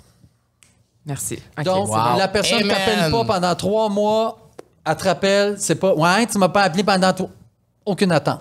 C'est ça, la vraie amitié. C'est aimer quelqu'un assez pour... J'y texte, elle me répond pas parce qu'elle est occupée ou elle me répond pas parce que ça ne tente pas. C'est pas plus grave. Quand elle va me réécrire, me rappeler, c'est vais être là. Je vais être là 24 heures sur 24. C'est vraiment ça. Mais l'attente chez les gens, c'est tellement ça qui vient tout bousiller l'affaire. Pas juste en amitié, mais pas. Que ça soit en amour ou. Partout. Souvent, même un parent par rapport à son enfant. Ouais. Des attentes que l'enfant, maintenant, vienne visiter le parent parce que le parent a tout donné à son enfant. Non! Tu donnes. C'est tout. Ça va te revenir autrement ailleurs. Avoir des attentes, c'est de laisser ton bonheur Mais oui. à travers les mains de quelqu'un d'autre dont tu n'as pas le contrôle, littéralement. Fait que, tu sais, avoir des attentes, c'est jamais positif. Jamais. Tu es toujours déçu. Toujours. Peu importe. Mais ça, je le dis souvent, hein? Tu peux pas avoir d'attente envers quelqu'un, sauf... tu peux pas être déçu envers quelqu'un que tu as des attentes, sauf et seulement si il y a eu un contrat d'écrit. Voilà. T'sais. Encore là, moi, je suis la personne la plus ouverte d'esprit. Oui. Si on a un contrat puis il y a quelque chose qui arrive, je veux dire, on va le dire, mais on t'a cancellé dernière minute pour que tu viennes au balado il y a une semaine. Oui. Mais t'es là. Puis tu vois, aucune rancœur, on est là, on a plein d'amour. Puis... Ben oui, parce que la semaine passée, j'étais malade. Ben oui. Ça fait qu'il a fallu qu'on cancelle Joël. Oui, mais on se sentait mal. Je me sentais mal. Mais pour vrai. Mais là, tu vois, t'es ici, t'es fabuleux, t'es là. C'est super. Mais c'est ça, c'est vraiment ça la vie, je pense. Puis tu vois, c'est une des raisons pour lesquelles, parce que nous, on s'est chicanés pendant 3 ans, on s'est pas parlé. C'est vrai? Oui. Et à la pandémie, on s'est réconciliés, tout ça. Mais tant mieux, mon Dieu. Oui, mon Dieu, c'est magique. Mais une des raisons principales pour lesquelles on s'est chicanés, c'était parce que j'avais des attentes qui n'étaient pas comblées. Ouais. Et j'avais l'impression que en fait, j'avais trop d'attentes. Ouais. Et du moment trop d'insécurité. Aussi. Ben oui, la peur du rejet, de l'abandon, tout ça. Et du moment où j'ai commencé à travailler ça, et où j'ai compris justement qu'avoir des attentes envers les gens, personne qui m'appartient en vie. Non. Les gens te sont prêtés. Exact. Je ne dois rien à personne et personne ne me doit rien. Dans toutes les sphères de notre vie. En couple, comment tu gères ça aussi? Mais c'est à peu près pareil avec Junior. Pour vrai, c'est très harmonieux. Oui, ça fait 14 ans. Mon Dieu, je pensais que ça faisait si longtemps. C'est très harmonieux. C'est d'être une équipe aussi. Puis nous, notre rêve, c'est d'avoir des enfants. Donc, on a des enfants. Alors, on patauge là-dedans, puis on aime ça, puis on en parle. Puis, tu sais, c'est vraiment notre moteur, là. C'est vraiment notre moteur. Puis, on fait le même métier, puis on aime notre métier. Fait on n'est pas gêné de parler de notre métier. Puis là, les enfants sont couchés, puis là, on en parle. Puis les enfants nous arrêtent. Hey, là, on vous entend parler. On aime notre vie. On aime vraiment notre vie. Puis j'imagine que dans ta vie, tu as réalisé plusieurs de tes plus grands rêves. Oui. Beaucoup. Je sais même pas si il m'en reste. C'est ça ma question. Est-ce qu'il te reste des rêves à réaliser? C'est que ce serait quoi ton plus grand rêve aujourd'hui? Hey, pour vrai, il m'arrive tout ce dont je rêvais m'arrive. Tranquillement, pas vite. Tu sais, Whitney Houston, moi, c'est l'idole de mon adolescence. Le film Bodyguard, je l'ai vu 150 fois. J'étais là quand ils l'ont doublé. J'apprenais mon doublage en regardant ce film-là. Un jour, je me disais, hey my God, j'aimerais ça faire du cinéma avec Whitney Houston. C'est pas de même que la vie me l'a donné, mais je me retrouve à la mise en scène du Bodyguard où pendant 3 mois, je suis dans sa musique, j'adapte le texte. Tu sais, ça s'écrit pas, là. J'ai fait des bye-bye, tu sais. Ouais, non, c'est fou, ça. Un rêve que j'avais quand j'étais tout petit avec ma cousine. Elle l'a pas fait, le bye-bye. Non, elle, ça, elle ne pas pantoute. Elle est rendue bien loin. Hein. Mais là, t'as été beaucoup devant la caméra, autant derrière le micro, mais là, t'es vraiment beaucoup en arrière-scène. Qu'est-ce que ça t'apporte, l'un et l'autre? L'espèce de contraste, en tête en avant, en arrière, est-ce que ça te permet? Parce que c'est comme si la lumière est maintenant moins sur toi. Oui, mais ça me dérange pas pantoute. Ça me dérange pas du tout. Mm-hmm. Ah non, parce que la lumière, elle a été beaucoup sur toi aussi. Tu l'as eu, tu sais. J'ai aucun problème avec ça. Je me sens privilégié. Je me sens, on le disait en début de balado, je me sens sur mon X où est-ce que je suis présentement. J'ai l'impression que c'est un choix que tu fais justement que la lumière est moins sur toi. Ah, tout à fait. Puis même comme metteur en scène, là, chaque première, vas-y, va sur la scène, va dire... Non, tu me verras pas sur la scène. Ah non? Non, je suis metteur en scène en arrière. Je veux pas... Je parle de mon projet. Je m'en allais à Salut Bonjour en jaser de mon projet parce que je veux que ça marche puis je veux que les gens sachent que ça existe. Mais jamais tu vas me voir aller faire bye-bye à la première pour que le monde... C'est fait, je l'ai fait. J'ai plus besoin de cette reconnaissance-là. Je suis bien en arrière. C'est à quel âge tu as commencé, la télé? J'avais 18 ans la première fois. C'est ça? Fait que tu as été famous toute ta vie. Famous. Ben oui. Ben là, quand tu joues d'enfant forme, t'es pas famous. Là, ben là, Joël. C'est à quel âge que t'as senti que t'étais populaire pour de vrai? Quand j'ai animé Occupation Double, j'avais 36 ans. C'est le premier moment où là, t'as senti que là... Oui. Avant ça, les gens me reconnaissaient un peu, ou tu sais, je faisais une coupe d'affaires, j'ai fait Aladdin, donc là, on me demandait de venir. Mais quand j'ai vraiment senti que le public me reconnaissait, connaissait mon prénom, c'est quand j'ai animé Occupation Double. Donc, le lendemain du premier direct d'Occupation Double, tabarnouche, les gens me connaissent. Donc, ça a changé ta vie, Occupation Double. Exact. Ça a répondu à un besoin que j'avais. Ah ouais? Enfant, d'être connu et reconnu. Ce besoin-là est vraiment apaisé maintenant. Moi, que tu me reconnaisses, tu me reconnaisses pas. J'ai aucun problème avec ça. Je suis en paix avec ça. Ce que je veux, moi, c'est faire travailler toute l'artistique que j'ai dans ma tête. Quand j'étais petit, j'allais dans les champs de blé d'Inde me perdre, puis j'inventais des histoires, je m'inventais des mises en scène. Ça, c'est de continuer de le faire. Parce que je me suis tellement ennuyé que j'ai développé ça. Puis je fais même avec mes enfants. Ennuyez-vous! Vous allez voir avec l'imagination.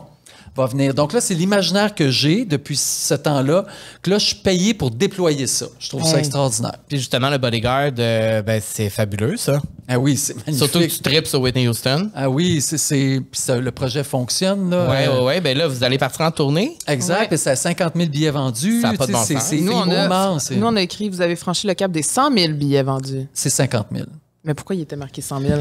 Il y a sûrement... C'est qu'on s'en va vers ça. Je pense qu'on a plus que 50, mais on n'a pas encore 100. On va dire qu'il y a 100 000. Dans l'univers, 100 000.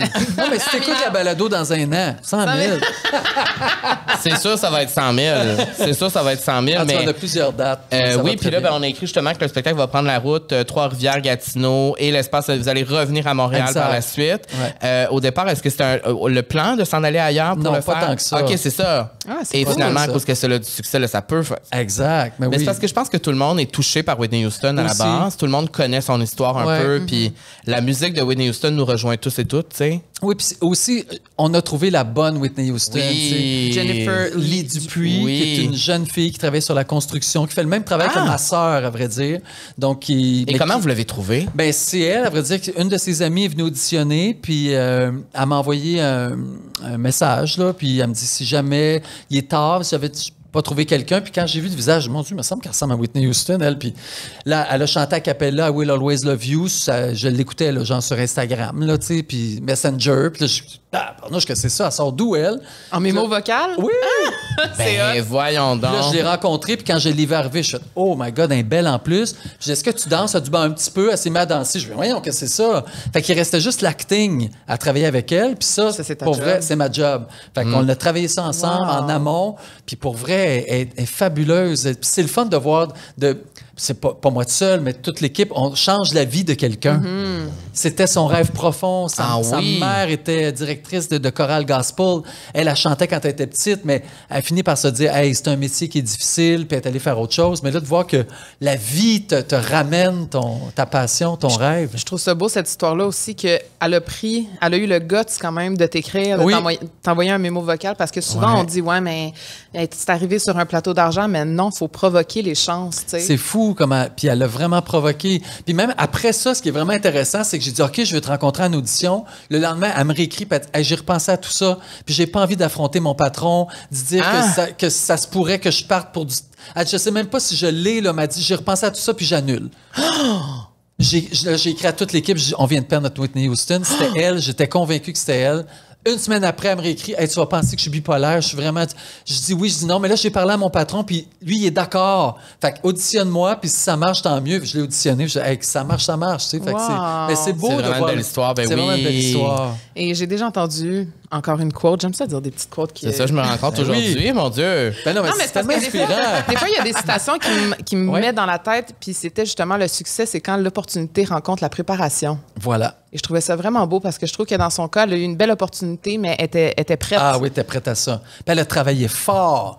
Tu sais, c'est jamais fait d'école de théâtre, jamais de cours de chant, vraiment. Tu sais, elle a travaillé fort. Elle a toutes prises d'opportunités qu'on lui a données. Puis ça crée un monstre sur scène. C'est incroyable. Oh mon Dieu, ben là, il va falloir aller voir ça. Mais certainement. On va se faire une petite date, là. En novembre. Oui, parce qu'on n'est pas là à la première. Tu te rappelles pourquoi? Non, parce qu'on avait d'autres choses. On tournait. Ben, c'est ça. Arrêtez de tourner, puis venez voir des premières. Oui, t'as pas raison. C'est ça, mais c'est parce que tu montes pas sa scène à la fin. Non, ça, c'est sûr, tu me verras pas là. Tu vas me voir dans la salle, par exemple? Mais là, moi, je t'ai vu pendant 1 heure aujourd'hui. Ouais, c'est pas pire. Au moins, c'est mieux qu'un 5 minutes sur la scène à la fin. En dernier, j'aurais envie de te demander, puisqu'on pose cette question-là souvent aussi à nos invités, quel serait le conseil que tu aurais donné au petit Joël si tu avais su tout ce qui s'en venait dans sa vie? Oh mon Dieu. Fais-toi confiance, beaucoup plus que tu le crois. Tu sais, comme je disais tantôt, je pensais pas que j'étais si fort que ça. Dans le sens d'être capable de traverser des épreuves, être capable de me rendre où je suis, tu sais. À vrai dire, je suis nulle part. Je suis juste où est-ce que j'avais imaginé que je serais un jour. Ouais. Ça veut rien dire pour quelqu'un qui a envie d'être footballeur, là, ce que moi je suis dans la vie. Mais pour moi, j'avais envie de faire ce métier-là. J'avais envie aussi d'être aimé. J'avais envie d'être gentil. J'avais envie qu'on le soit avec moi. Puis pour vrai, je regarde ma carrière, je regarde ma vie. Hey, pour vrai, je changerais rien. Oh. C'est donc bien beau. Vous me faites rire, vous. Non, mais vous avez la même réaction. Mais... Oui, mais parce qu'on le pense pour de vrai. On le pense pour de vrai. Ben sur c'est ça, faudrait pas que je pleure. Ben non, tu pleureras pas, Non, là, j'ai pas pleuré. Ouais, mais ça a passé proche. Ah non, ça a passé proche, en maudit. Je suis rendu bon maintenant, c'est que vite. T'es capable? Je suis capable de... Oui. Ah ouais, parce que si, mettons, t'avais pas eu... Là, tu te serais mis à... Oui, puis là, ça, c'est pas intéressant. Non, mais moi, si ça commence, ça n'arrête plus. Ben, moi aussi, c'est pareil. C'est le clapet de l'alarme, là. Exact. Fait que quand t'es capable d'arrêter, puis là, tu dis, OK, respire, non. Ah, puis là, t'es capable d'apprendre nos petits trucs. Yeah, c'est ça. Bon, sur ce... Sur ce, Joël. Merci. On peut t'entendre à Véronique, elle est fantastique. Oui. Là, ça vient de recommencer. Oui, commencer. Et t'aimes ça, la radio? J'adore comme la toujours, radio. Oui. J'en fais depuis plusieurs années. J'aime beaucoup ça. Puis avec Véro, c'est cool. Ah ben oui, Véro, ben oui. si tu veux. Et je tiens à dire que c'est le même qu'on s'est rencontrés aussi. C'est vrai. Back in the days, il y a de ça 13 ans. Ah oui? Hey. Exactement 13 ans. Oui. Ouais, c'était soit Rock Détente. C'était Rock Détente encore à l'époque. Ça, me semble. Moi, j'ai oui, vécu la transition Exactement, vers c'est ça. Oui, j'ai le souvenir de toi, Rock Détente. Oui, et voilà. Merci d'avoir été là, Joël. On peut te suivre sur les réseaux sociaux, à la radio. On peut te voir, pas te voir toi, mais voir ton œuvre, entre autres, de Bodyguard. On va être là. As-tu un projet que tu pourrais nous dévoiler? Qu'est-ce qui s'en vient? Hey, ou pour autre vrai, chose que tu vas faire? Jusqu'à 2024, j'ai 9 mises en scène. Ah! De différents spectacles? De différents spectacles. Oh, j'ai 9 différents projets. Parce que tu as travaillé avec William, non? William Cloutier? Oui. Oui, OK, c'est ça. Parce qu'on l'a reçu au balado puis il nous a parlé de toi, mais semble. Ben, à l'époque, quand tu avais fait Mixmania, j'étais comme le mentor des Mixmaniaises. Mixmania. Je sais pas comment on les appelle. Oui, des c'est Mixmaniacs. Donc, tu vas... ben, ça, c'était les fans. Ah oui, peut-être. Oui, ah oui. Ça, c'était les fans. Les mix. C'était juste les mix. C'était ça. C'était ça le signe. Ça, c'est ta quote, les mix. Les mix. Les mix. Mania. Merci beaucoup, Joël. Hey, merci à vous autres, pour vrai. Là, on sait maintenant que c'est pas toi qui postes sur les réseaux sociaux, mais on sait que c'est toi qui écris quand même. Oui, quand même. Fait que si on te suit, on sait que ça vient de toi, mais c'est pas toi qui as pesé, publié. C'est pas moi, des fois, qui a eu l'idée. Des fois, c'est Junior qui dit là, c'est la fête des pères. Ça serait fun que tu écrives. Ah, parfait. Excellent. Moi, excellent robot qui fait ce qu'on me demande. Ben, t'es un bon chum. Tout va faire. C'est parfait. Oui, mais c'est une importance que je ne voyais pas parce que c'est un autre univers que celui que je connais. Puis c'est parfait. J'aime ça m'adapter. Merci pour vrai, vous êtes accueillants, gentils, respectueux. On t'aime. Non, mais je tiens à vous le dire, c'est vraiment, vraiment le fun. Parce que j'en fais pas beaucoup de balados. Je suis pas comme... pourquoi t'as accepté? Ouais. Ben parce que toi, je te connaissais. C'est à cause de toi. Enfin. Puis toi, je te suis parce que je te trouve audacieux. Il y a comme 2 ans, la campagne juste en sous-vêtements, ça m'avait tellement marqué. Je trouvais ça audacieux. Fait que moi, je te suis. Puis parce que Junior me dit, il faut vraiment que tu ailles là. C'est pas ça que je suis là. On l'aime-tu, Junior? Ben, c'est à cause de Junior que j'ai dansé avec Baby Rexha sur le stage. Exact. Parce que si on n'avait pas été première rangée, on ne serait pas allé. Fait que... Tout est dans tout. Tout est dans tout. Tout est dans tout. Merci beaucoup, Joël. Ça me fait plaisir. Merci, Joël. Merci, Carl. On se retrouve la semaine prochaine. Merci à tout le monde d'avoir été là. Oui, merci. Bye.